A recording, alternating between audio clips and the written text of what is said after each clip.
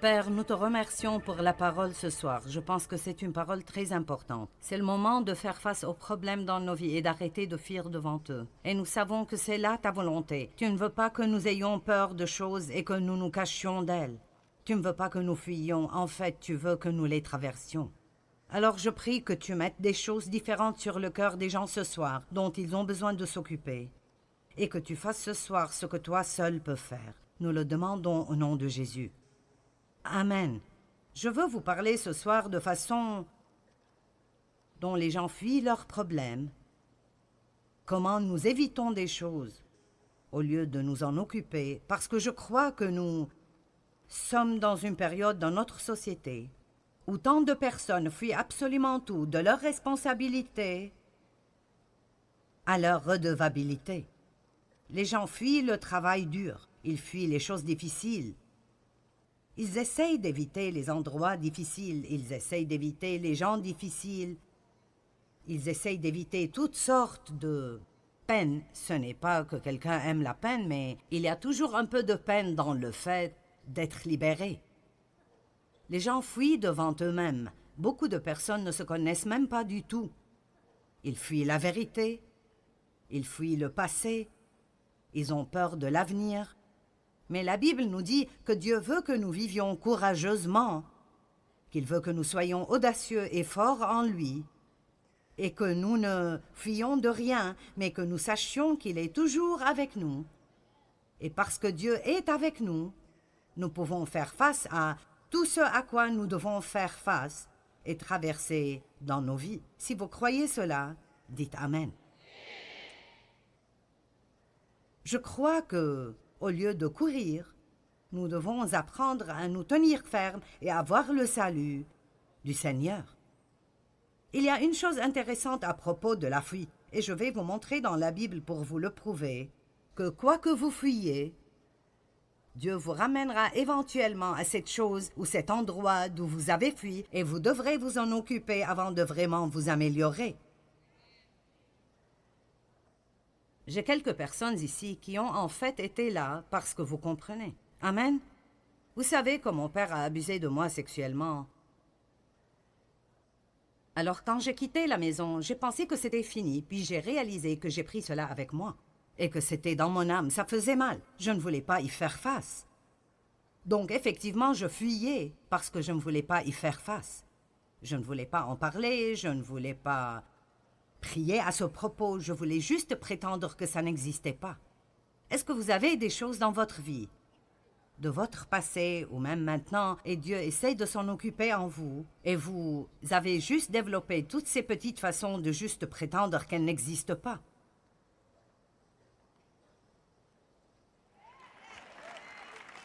Parce que vous ne voulez pas vous en occuper. Laissez-moi vous dire quelque chose. Mettre les choses sous le tapis, façon de parler, est en fait une chose très dangereuse. Juste parce que vous avez choisi de ne pas les regarder ne veut pas dire qu'elles ne sont pas là. Et Dieu nous a oints pour nous occuper des choses et pas pour fuir. Eh bien, éventuellement, et je ne suggère pas que quiconque fasse ce que Dieu m'a fait faire, je suggère néanmoins que vous fassiez tout ce que Dieu vous demande de faire. Vous n'avez pas besoin de faire ce que Dieu m'a demandé de faire, mais vous devez faire ce que Dieu vous demande de faire, et il nous guide de façon différente. Donc, je priais un jour et j'ai senti que Dieu me disait « Le moment n'est pas encore arrivé, mais le moment viendra où tu devras aller et confronter ton Père à propos de ce qu'il t'a fait. » Si vous savez déjà ce qu'est l'abus sexuel parce que c'est arrivé avec vous ou parce que vous connaissez quelqu'un avec qui ceci est arrivé, tout cela opère basé sur ce secret horrible. Ne dis à personne, ne dis pas à ta mère, ne laisse personne savoir. L'agresseur vous dit que c'est une bonne chose, mais en même temps il vous dit de le cacher, ce qui n'a pas de sens du tout. Donc j'ai passé ma vie entière à cacher tout ce qu'il me faisait. J'avais peur de dire à quiconque. Et La dernière personne que je pouvais confronter était lui. Je me souviens qu'une fois, je lui ai écrit une lettre lui disant combien ce qu'il faisait me rendait misérable. Et j'ai eu tant de problèmes et j'ai été punie. Et alors j'ai eu peur de même essayer de lui dire quoi que ce soit de nouveau. Et l'une des choses les plus dévastatrices pour moi était d'être forcée d'agir comme si j'aimais quelque chose qu'en fait je haïssais et je détestais. C'était de la manipulation et du contrôle de la pire manière. Alors quand Dieu m'a dit que j'allais devoir aller et le confronter, et lui parler ouvertement à propos de ce qu'il m'avait fait et comment ça m'avait affecté, le fait même de penser à cela m'effrayait énormément, et c'était la dernière chose que je voulais faire. Et j'étais vraiment heureuse quand ce jour, Dieu m'a dit « Le moment n'est pas venu, mais il arrivera. » Et alors peut-être que je pourrais vous dire ce soir que Dieu veut juste que vous vous apprêtiez, au moins mentalement, pour que vous soyez prêts à vous occuper de choses dont vous devez vous occuper pour aller bien. Vous voyez, le fait est que vous ne pouvez pas fuir des choses et vous cacher et vraiment aller bien. Que ce soit un péché dans votre vie dont vous devez vous occuper avec Dieu, que vous ayez besoin de faire des restitutions à quelqu'un que vous avez vraiment peiné et blessé, peut-être que quelqu'un dans votre vie vous a vraiment maltraité, et il vit dans ce monde de fantaisie où ça ne l'a même pas gêné. Et pour son bien, vous devez retourner et d'une façon aimante vous asseoir et le confronter et lui dire ce qu'il vous a fait et comment vous vous êtes senti. Parfois, vous ne pouvez pas avancer sans cela. Et je sais que pas tous d'entre vous sont blessés, comme j'ai été blessée ou comme d'autres personnes ici ont été blessées. Mais je crois que ce que je vais partager avec vous peut être appliqué à chacun d'entre nous d'une certaine façon ou d'une autre, même les gens qui laissent les autres personnes les manipuler parce qu'ils ont peur de les énerver. Ne laissez pas quelqu'un d'autre voler votre vie parce que vous avez peur de leur dire « Tu n'as vraiment pas le droit de me contrôler et de me manipuler et je ne te laisserai pas continuer à le faire. » Quelqu'un peut dire « Amen » ? Nous voulons être sous l'autorité divine et être soumis, mais cela ne veut pas dire que vous laissez quelqu'un d'autre vous manipuler et vous contrôler et vivre votre vie pour vous. Nous devons vouloir plaire à Dieu et pas plaire aux gens. J'étais heureuse que Dieu ne m'a pas fait faire cela tout de suite parce que je n'étais pas prête. Je ne sais pas combien de temps est passé, peut-être 2 ans, et je passais du temps avec le Seigneur un jour, et je veux dire, juste au milieu de la prière, j'ai entendu le Saint-Esprit dire « C'est le moment ». Oh mon Dieu, eh bien, je tremblais tellement et j'avais si peur. Mais Dave est venu avec moi et je me suis assise devant mon père. Et ma mère était là et j'étais vraiment anxieuse à propos de ce qui allait arriver avec elle parce qu'elle avait déjà eu une dépression nerveuse, parce qu'elle ne s'était pas occupée de ses propres problèmes. Et je ne voulais pas la rendre malade de nouveau et je suis revenue à essayer de protéger une mère qui ne m'a jamais protégée. C'est plutôt intéressant, n'est-ce pas? Comment vous arrivez dans ces choses stupides? Me voici, en train d'essayer de la protéger, elle qui ne m'a jamais protégée. Et alors c'était une scène effrayante, mais je me souviens de l'avoir confrontée, en disant « Nous devons parler de ce que tu m'as fait ». Et là, il s'est énervé et a commencé à hurler toutes sortes de choses. « Eh bien, tu voulais que je le fasse ?» J'ai dit « Ceci est ridicule, tu me contrôlais par la peur et je te haïssais, et je haïssais chacune des choses que tu as faites avec moi. » Et donc, je lui ai juste dit « Ce que tu m'as fait m'a vraiment blessée et ça a vraiment causé beaucoup de problèmes dans ma vie. Et j'avais juste besoin de te dire comment ça me fait me sentir. Mais je lui ai aussi dit qu'en raison de mon amour pour Dieu, j'étais prête à lui pardonner. Mais je voulais qu'il s'en occupe pour qu'il puisse aller mieux et ne pas juste enfuir et s'en cacher. Eh bien, vous savez, ça ne s'est pas terminé comme j'aurais aimé que ça se termine, mais j'ai obéi à Dieu. Et alors une porte de liberté s'est ouverte pour moi qui n'aurait jamais été ouverte si j'avais continué à laisser la peur de l'homme me manipuler et me contrôler. Dieu n'est pas content de nous quand nous avons plus peur de l'homme que nous avons une crainte révérentielle pour Dieu. Je ne dis pas d'avoir peur de Dieu, mais quand Dieu dit que c'est le moment de nous occuper de cela, c'est le moment de nous occuper de cela et nos vies ne marcheront pas bien si nous ne le faisons pas. J'ai dit cela ce matin et je le dirai de nouveau pour beaucoup d'entre vous. Je viens avec une parole prophétique ce soir en vous disant « c'est le moment ». C'est le moment de sortir ces choses de sous le tapis que vous avez entassées là-dessous. Vous ne voulez pas entasser ces choses. Vous devez vous occuper de ces choses parce que sinon elles s'occuperont de vous. Elles vous voleront votre joie et elles seront juste plus profondément enracinées à l'intérieur de vous.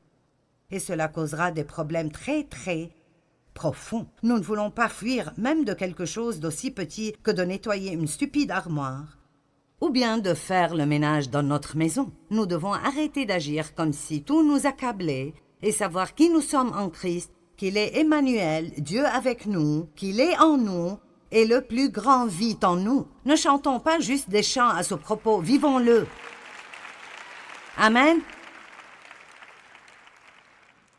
Et alors, j'ai trouvé que Dieu m'a fait retourner pour confronter certaines choses avant que je ne puisse vraiment aller mieux et continuer. J'ai aussi eu beaucoup de difficultés avec des personnes qui étaient comme mon père.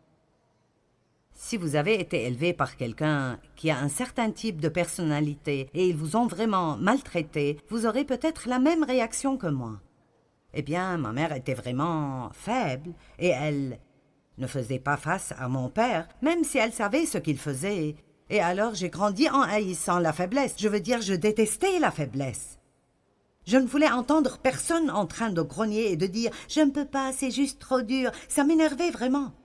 Et je suis devenue l'une de ce genre de personnes. Je ferai tout ce que je veux faire. Eh bien, ceci a un bon côté parce que ça m'a aidé à persévérer et même à faire beaucoup des choses que je fais aujourd'hui. Mais je ne pouvais pas laisser cela devenir comme si je voulais que tout le monde dans le monde entier soit comme moi et déteste tout le monde qui n'est pas fort. J'avais aussi un problème avec la personnalité de mon père et alors j'avais deux façons d'agir avec les gens. Soit je sortais avec quelqu'un que je pouvais contrôler, ou si je sortais avec quelqu'un de vraiment fort, je me soumettais de nouveau comme je le faisais devant l'autorité de mon père et je le laissais me contrôler. Et ce n'est pas une façon de vivre. Nous avons besoin d'être libres d'être nous-mêmes, d'être ce que Dieu nous a créés pour être, de prendre nos propres décisions, de vivre notre propre vie, de vivre pour plaire à Dieu et non pour être manipulés et contrôlés par le passé ou par les personnes de notre passé. Amen. Quoi que l'on vous ait fait, vous n'avez pas à continuer à saigner pour le reste de votre vie. Donc, quand vous fuyez quelque chose, ultimement, Dieu vous fera revenir et y faire face. Moïse, Actes chapitre 7, verset 22.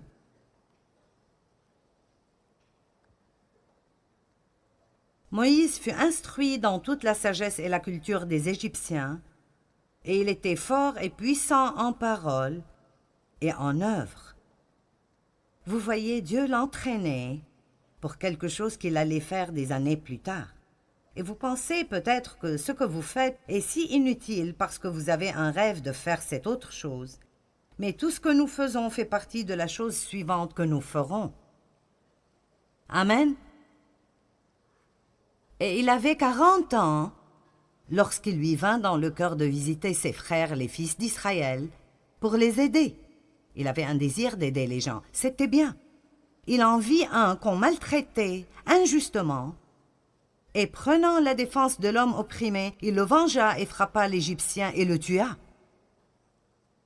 Il pensait, et j'aime ce verset, et je vous parlerai un peu plus à son propos demain. Il pensait que ses frères comprendraient que Dieu voulait se servir de lui pour les libérer. Il avait pris pour acquis qu'ils l'accepteraient, mais ils ne le comprirent pas. J'ai pensé que quand Dieu m'a appelé dans le ministère, que tout le monde applaudirait, mais ils n'ont pas applaudi. Ils n'ont pas compris, ils n'étaient pas enthousiasmés, et j'ai eu l'opposé exact de ce à quoi je m'attendais des gens. Est-ce que vous obtenez parfois l'opposé exact de ce que vous attendiez des gens? Dieu ne veut pas que nous prenions nos décisions basées sur si les gens applaudissent ou pas. Il veut que nous le fassions parce que nous croyons que c'est ce qu'il veut que nous fassions. C'est le moment pour que certaines personnes se lèvent et soient fortes en le Seigneur. et arrête d'être manipulé par l'opinion populaire. Le lendemain, il vit soudainement deux d'entre eux se battre et se disputer. Il essaya de réconcilier les adversaires en disant « Vous êtes des frères, pourquoi alors vous faites-vous du mal ?» Mais celui qui maltraitait son compagnon le repoussa en disant « Qui t'a établi comme juge sur nous? Voudrais-tu aussi nous tuer comme tu as tué hier l'Égyptien » Verset 29. Quand Moïse entendit cela, il prit la fuite. Ça veut dire qu'il s'est enfui et alla vivre comme un exilé et un étranger dans le pays de Madian, où il est devenu le père de 2 fils. Et 40 ans plus tard, donc maintenant il avait 80 ans. Mon Dieu, la fuite fait perdre beaucoup de temps. Là, Dieu lui apparut dans le désert. Vous remarquerez que dans 4 de ces endroits que je partagerai avec vous ce soir, à chaque fois que ces personnes fuyaient, ils ont toujours terminé dans le désert. Est-ce que vous me suivez ce soir? Le désert est un endroit sec, misérable et malheureux. Vous ne vous sentez pas bien dans votre vie, et puis ça développe toutes sortes d'autres problèmes, parce que si vous n'aimez pas ce que vous faites, puis vous devez trouver une excuse et blâmer ce que vous faites sur quelqu'un d'autre. Et nous allons si loin dans le trou du lapin blanc que nous n'avons aucune idée de comment sortir. Donc, 40 ans plus tard, et il avait maintenant 80 ans, Dieu lui apparut dans un buisson en feu. Moïse, voyant cela, fut émerveillé par cette apparition.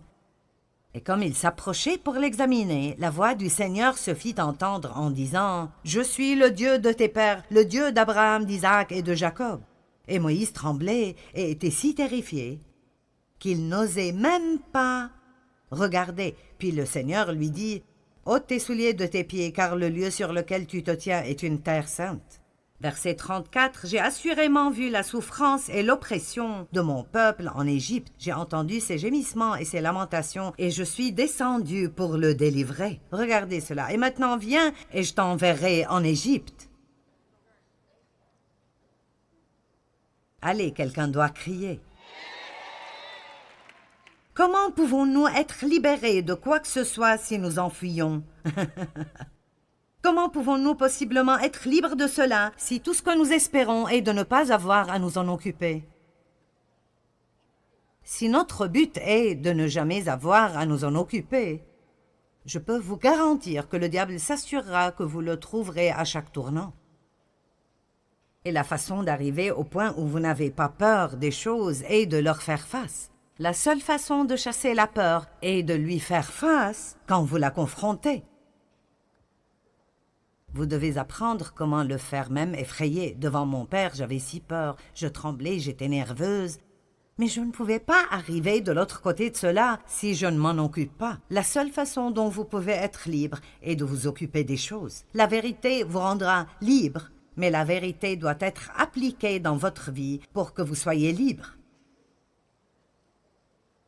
Il s'est enfui de l'Égypte et Dieu l'a renvoyé en Égypte. Genèse chapitre 16, versets 8 et 9.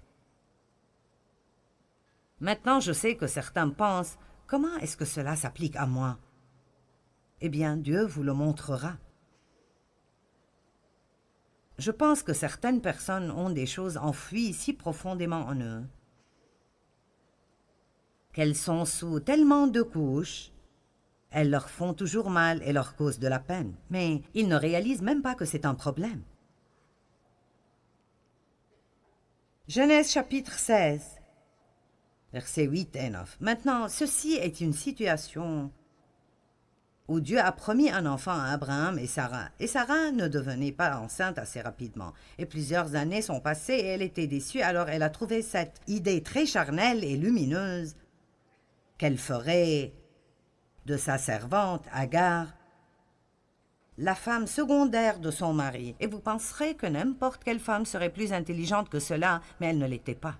Et Agar est devenue enceinte, et puis elle a développé une attitude envers Sarah. Aujourd'hui, ce serait quelque chose comme « je suis enceinte et tu ne l'es pas ».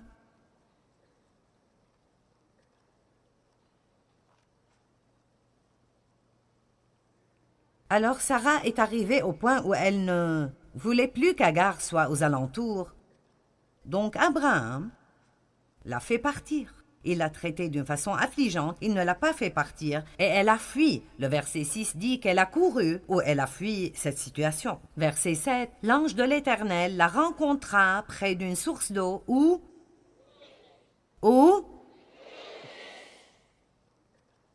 sur le chemin de Chour, il lui demanda, « Agar, servante de Sarai, d'où viens-tu et où vas-tu » Elle répondit, « Je m'enfuis de chez ma maîtresse. » Et regardez ce que Dieu lui a dit. Il n'a pas dit « Je comprends, fuis vite ». Il est écrit « L'ange de l'Éternel lui dit « Retourne ».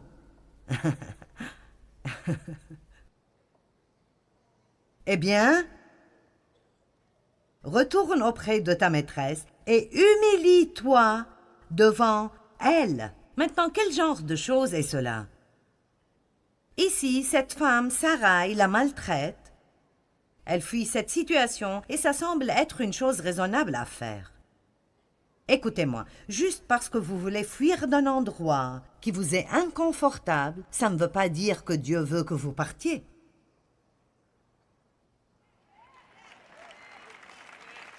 Maintenant, nous sommes connectés. Il y a un temps où nous devons partir d'endroit.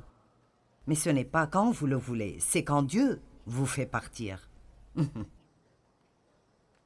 Dieu a dit à Abraham de partir. Pars de là où tu es, éloigne-toi de ta famille et de tous tes proches et va à un endroit que je te montrerai. Ils étaient tous païens.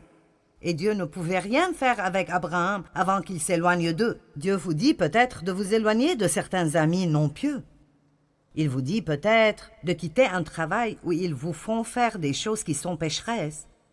Mais il y a beaucoup d'autres moments quand nous laissons un endroit juste parce que nous ne sommes pas traités de la façon dont nous pensons que nous méritons d'être traités. Et peut-être qu'apprendre comment régler certaines de ces choses est exactement ce que Dieu veut et il nous a placés à l'endroit où il veut que nous soyons. Je travaillais dans un autre ministère pendant 5 ans et je ne sentais pas que j'étais traitée comme il faut. Et c'était dur, je veux dire au maximum, c'était dur. C'était l'une des choses les plus difficiles que j'ai faites dans ma vie entière, de ne pas juste me lever et d'après mon style de faire les choses, dire « je ne continue plus ».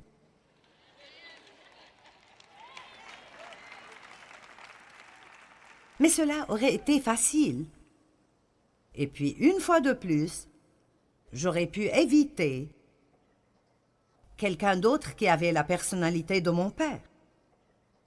J'aurais pu prendre soin de moi-même au lieu d'attendre que Dieu prenne soin de moi. Êtes-vous là? Et je savais dans les profondeurs de mes entrailles que Dieu ne voulait pas encore que je parte. Juste parce que vous voulez faire quelque chose, ça ne veut pas dire que vous pourrez le faire. Dois-je dire ça de nouveau? Juste parce que vous voulez faire quelque chose, ça ne veut pas dire que vous pourrez le faire. Si nous allons être vraiment soumis à Dieu, pensez-vous que c'était facile pour Dave de rester avec moi les premières années de notre mariage? Ça ne pourrait pas l'être. Et je ne pense pas que Dave a vraiment un jour sérieusement pensé partir, mais il est finalement arrivé au point où il m'a dit « Si tu continues d'agir comme tu agis, je ne suis pas sûr de ce qui va se passer. » Et ceci était en quelque sorte comme si Dave disait « Je pourrais très bien abandonner si cela continue. » Et je savais qu'il n'était pas le type de personne qui ferait des menaces.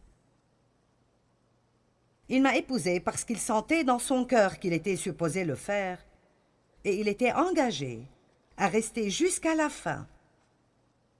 Et je crois que parfois Dieu prendra un chrétien mature et il le mettra avec quelqu'un qui est brisé et qui a besoin d'aide. Oui, je sais que certains d'entre vous disent « Oh mon Dieu !» Dans notre société, nous sommes devenus accros au confort. La Bible dit que nous devons servir Dieu, que ça nous convienne ou pas, que ce soit confortable ou pas, pendant la saison ou hors saison.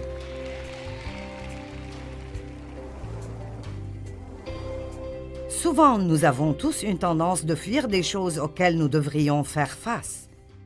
Est-ce qu'il y a un géant dans votre vie auquel Dieu vous demande de faire face et maintenant vous fiez devant lui? Eh bien, tenez-vous fermement et voyez le salut du Seigneur. Dieu veut vous aider, mais vous devez l'approcher dans la foi, pas la peur.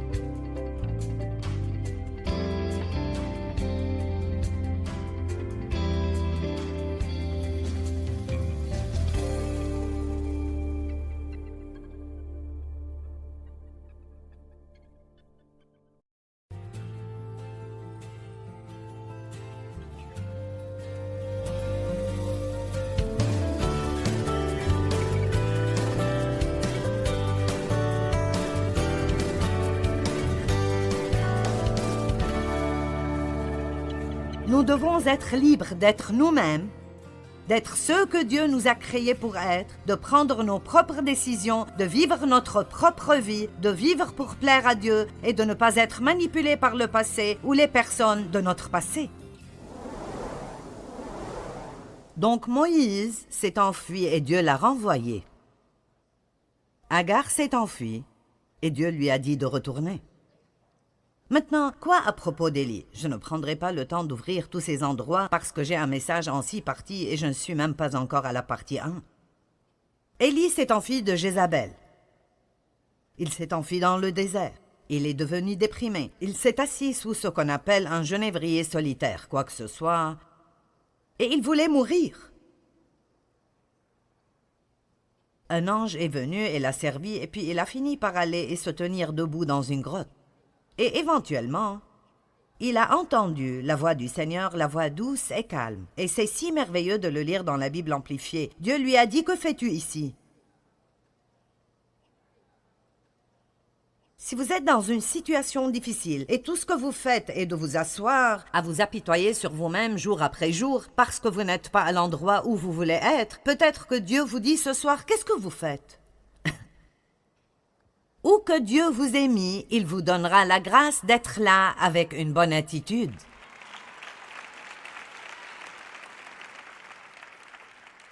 J'ai dit, où que Dieu nous mette, il nous donnera la grâce d'être là avec une bonne attitude divine.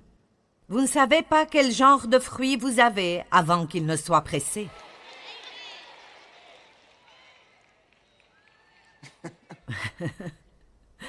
Vous pouvez chanter des chants à propos de l'amour, la joie, la paix, la patience, la bonté, la bienveillance, la fidélité, la douceur et la maîtrise de soi. Mais vous ne saurez pas si vous pouvez opérer dans le fruit de l'esprit ou pas jusqu'à ce que quelqu'un vous gêne ou vous pousse.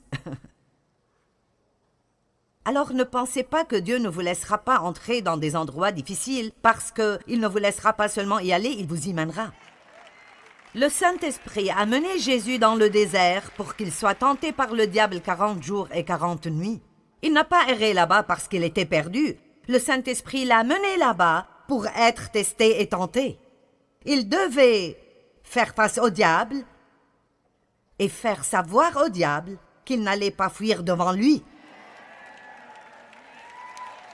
Le petit David a dû faire face à Goliath avant de pouvoir un jour être roi. Quel que soit le genre d'onction qui est sur vos vies, ou ce que vous êtes appelés à faire, ou le type de bénédiction que Dieu a préparé pour vous, tant que vous fuyez des choses, vous ne porterez jamais la couronne.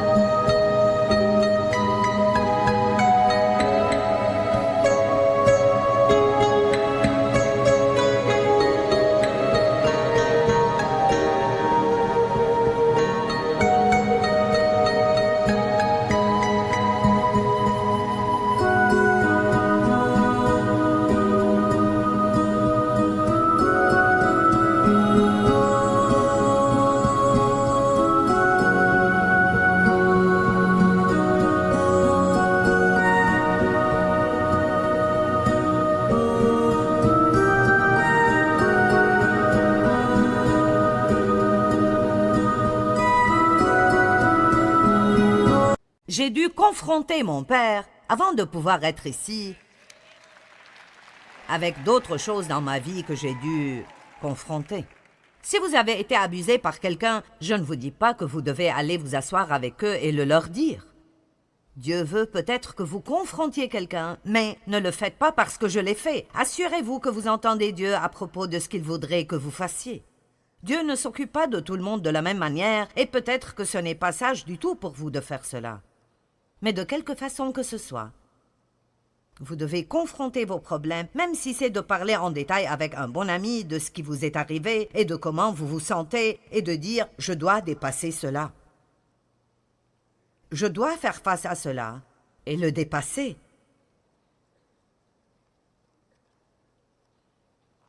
Qu'est-ce que tu fais ici?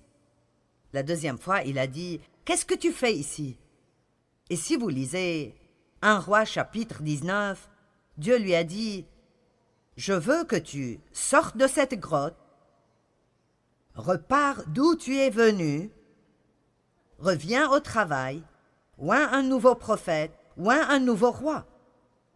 Et j'aime ce qu'il a dit. Il lui a dit d'oindre Élisée pour qu'il prenne sa place. Je me demande s'il a aimé cela. Je ne veux pas seulement que tu arrêtes de t'apitoyer sur toi-même, Joyce. Je veux que tu commences à enseigner d'autres personnes qui prendront ta place quand tu mourras. Eh bien, merci, Seigneur. Ceci me rend si heureuse. Et puis, quoi à propos de Jonas? Oh oui, c'était vraiment quelque chose. Nous devons lire cela. Jonas chapitre 1.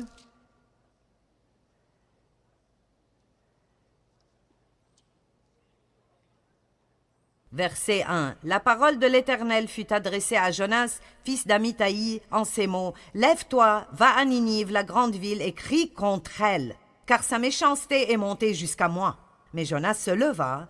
Pour s'enfuir, il a voulu s'échapper à Tarsis, loin de la face de l'Éternel en tant que prophète. Si vous regardez une carte, Tarsis est tout à fait la direction opposée de là où Dieu lui a dit d'aller. Je me demande combien de personnes courent tout à fait dans la direction opposée de la volonté de Dieu. En fait, je me sens ointe pour parler à mon audience à la télé maintenant pendant quelques minutes. Je sais que vous êtes là, je ne parle pas juste aux personnes dans cette salle. Je me demande combien d'entre vous savent tout au fond de vous que il y a un appel spécial de Dieu sur votre vie et peut-être que vous avez décidé que vous préférez le monde des affaires. Eh bien, ça ne marchera pas. Si vous fuyez Dieu et vous fuyez la volonté de Dieu pour votre vie, vous ferez mieux d'abandonner tôt. Et vous pouvez vous épargner beaucoup de temps dans le désert. Ou, comme Jonas, beaucoup de temps dans le ventre du poisson. C'est si intéressant qu'il s'est enfui devant Dieu. Et le chapitre 2, verset 1 dit « L'Éternel fit venir un grand poisson pour avaler Jonas. Et Jonas resta dans le ventre du poisson durant 3 jours et 3 nuits. » Maintenant, le chapitre 2 nous dit tout à propos de cette expérience dans le ventre du poisson, les algues sur son visage et les vagues qui le frappent. Pouvez-vous imaginer la puanteur et la saleté? Finalement, quand il a prié, le poisson l'a rejeté sur terre. Chapitre 3, verset 1. L'Éternel adressa la parole une seconde fois à Jonas en ces termes. « Lève-toi, va à Ninive. »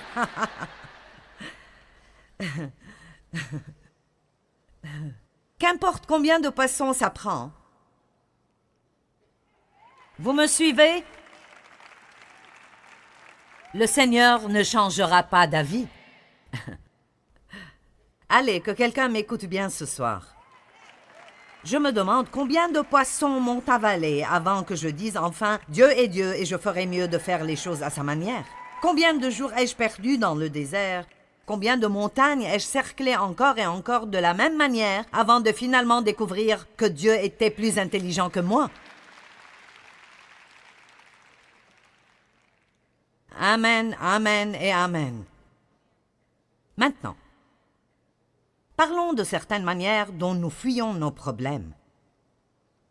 de simples petites choses que probablement tout le monde traverse, mais nous ne les voyons pas pour ce qu'elles sont, alors nous voulons donner certaines révélations. L'une des façons dont nous fuyons est en faisant des excuses.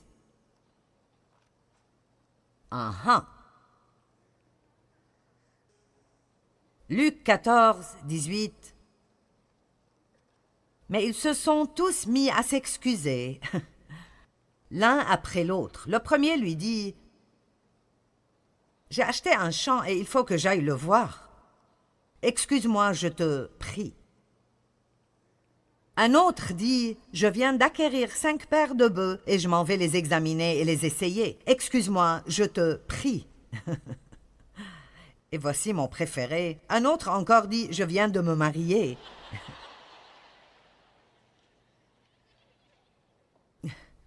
Il m'est donc impossible de venir. Excuse-moi, je t'en prie.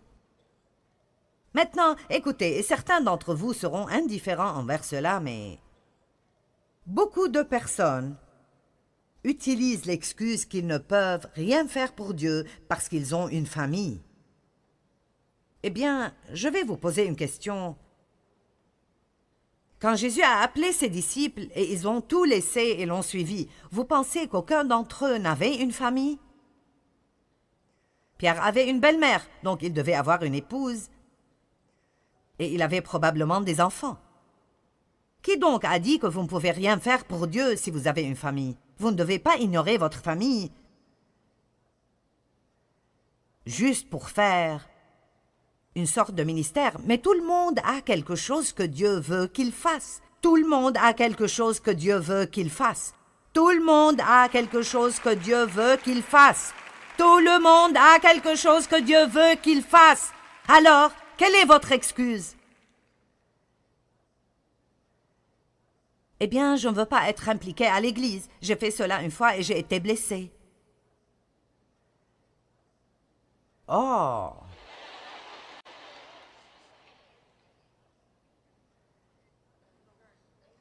Écoutez, j'ai été si blessé à l'église que j'ai pensé que je ne guérirais jamais. Ne pensez pas que vous n'allez jamais être blessé à l'église. Certaines des personnes les plus méchantes sont dans l'église.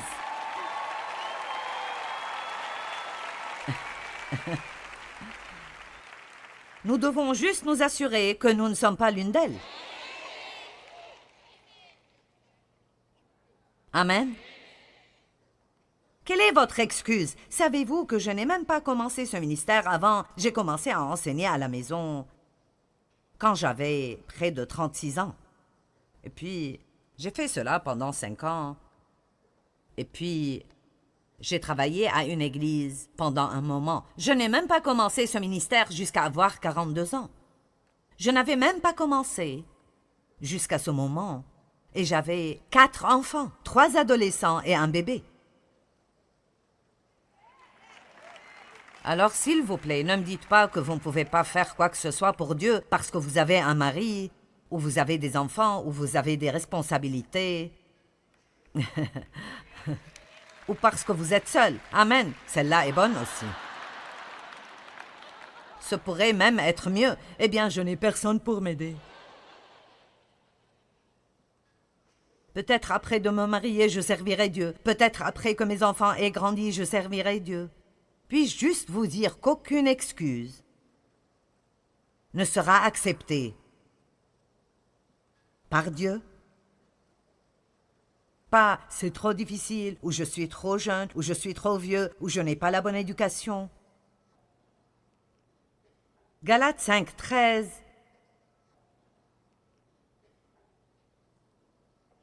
Car vous, mes frères, vous avez été appelés à la liberté. Que tout le monde dise « je suis libre ».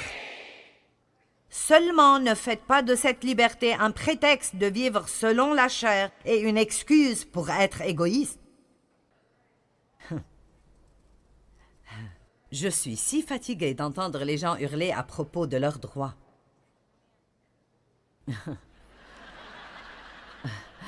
Laissez-moi vous poser une question. Quand on parle de l'obtention de vos droits, quand est-ce que c'est acceptable que ça me prive de mes droits? Amen. Je suis désolée, mais je ne comprends pas cela. À ce qu'il paraît, aujourd'hui, tout le monde a des droits, sauf les chrétiens.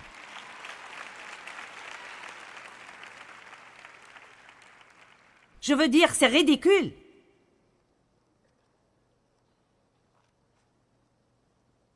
Je suis libre de faire ce que je veux faire. Eh bien, pas si ça fait du mal à quelqu'un d'autre. C'est ce que dit la Bible.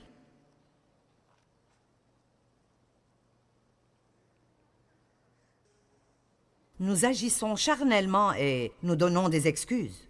Nous donnons des excuses pour un manque de maturité spirituelle. Je suis fatiguée, je suis grincheuse parce que je ne me sens pas bien.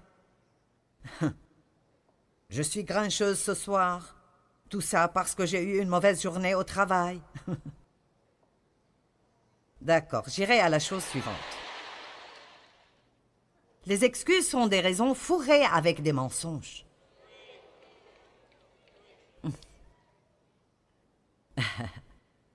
La façon suivante d'éviter la responsabilité pour notre comportement est de blâmer quelqu'un d'autre.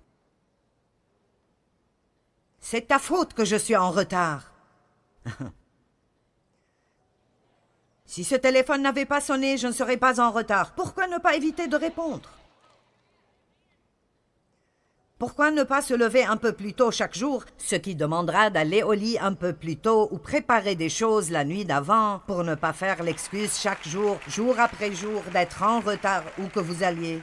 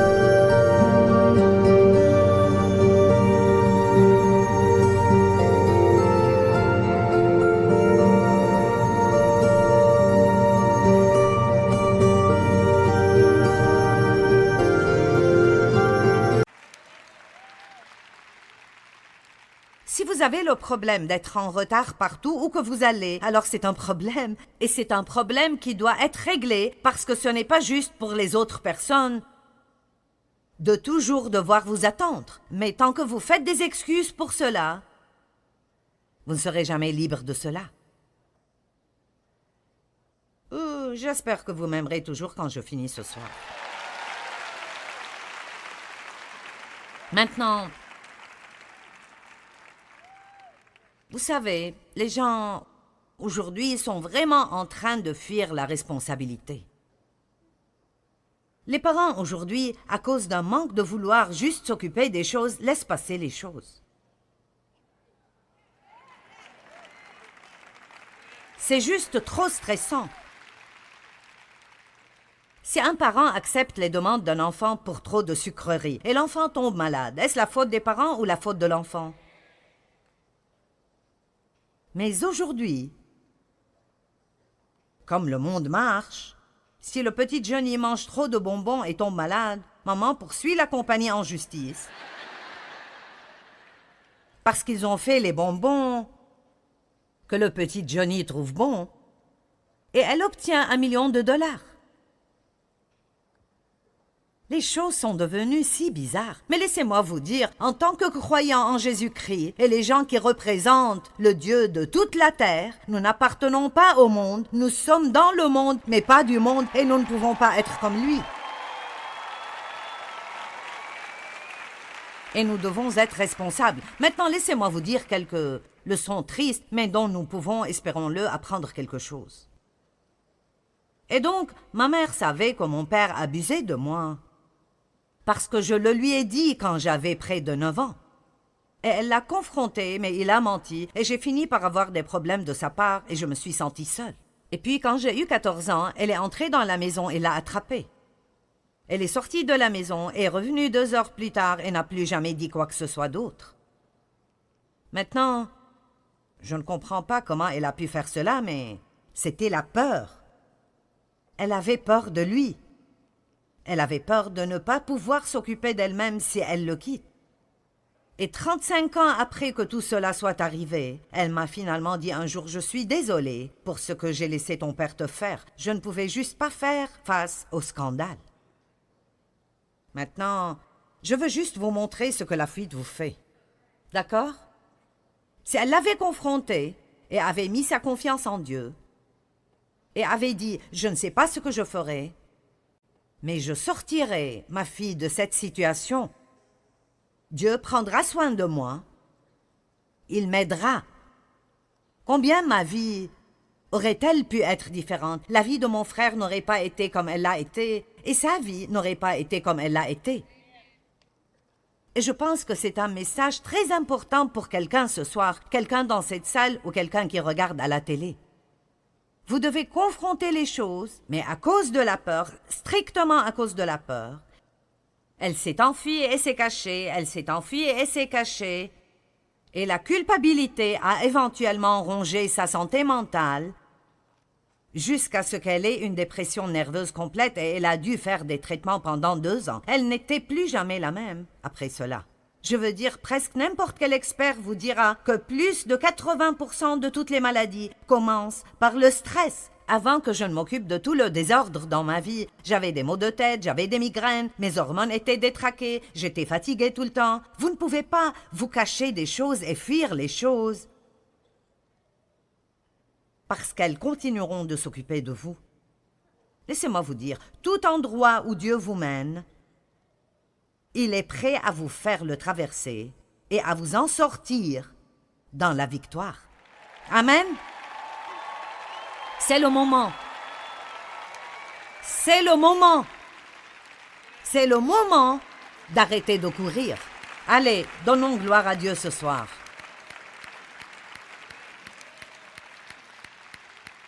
Seigneur, je prie pour chacun ici qui a besoin de confronter quelque chose dans sa vie. Qu'ils sachent que tu ne les emmèneras jamais quelque part où tu ne peux pas les protéger. Et que même si ça pourrait être difficile, ça vaudra la peine à la fin.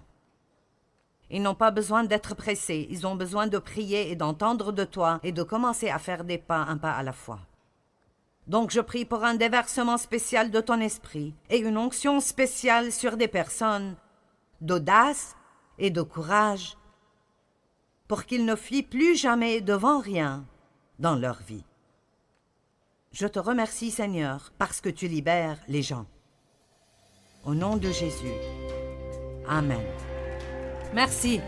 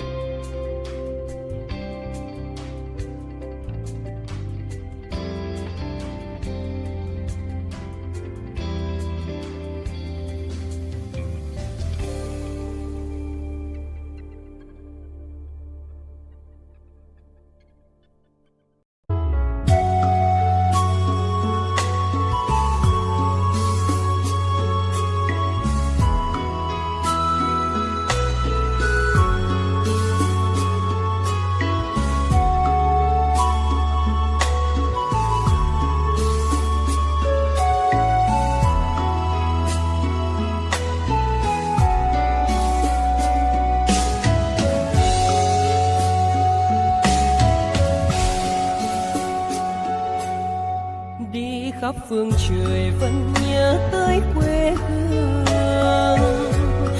Người về đây thăm làng trù quê mẹ và làng sen quê cha, xúc động bồi hồi người rơi giọt lệ, thương mái nhà tranh thương đất mẹ nghèo.